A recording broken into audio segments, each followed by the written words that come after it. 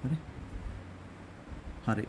ඔයාගේ අතේ ධන රේඛාව මේ විදිහට එමත් අපි කියන මේකට දෛව රේඛාව ගිහිල්ලා අවසන් වෙන්නේ නෙළුම් පොහට්ටුවකින් නම් ඒ වගේම ඔයාගේ හෘද රේඛාව එතනින් අවසන් වෙනවා නම් අවසන් වෙලා ඒ වගේම ඔයාගේ ශීර්ෂ රේඛාව හෙඩ්ලයින් එක අවසන් වෙන්නේ ඔයාගේ මහපට ඇඟිල්ලට පොහට්ටුවක් විදිහට අවසන් වෙනවා නම් මහපට ඇඟිල්ල අවසානයේ පොහට්ටුවක් විදිහට තියෙනවා නම් ඒ කියන්නේ ඔයා අවුරුදු 35 පහ වුණාට පස්සේ ජීවිතේ වෙනස්ම ස්ටෙප් එකකට එන්න සම්පූර්ණ හැකියාව තියෙනවා.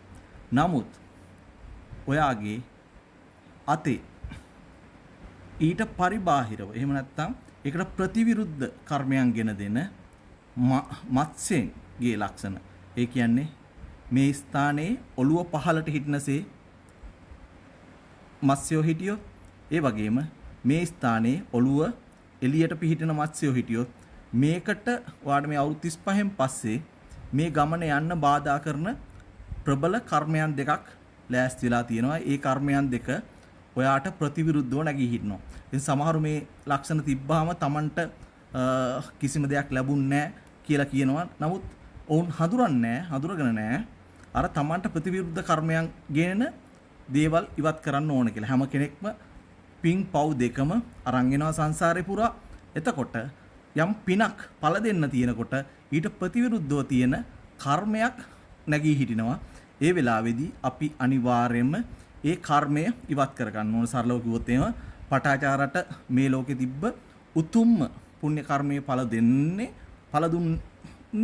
නිවන් සුවය. නිවන් සුවය ඵල දෙන්න කලින් එයාට එයාගේ සියලුම දේවල් නැති වෙලා ගියා.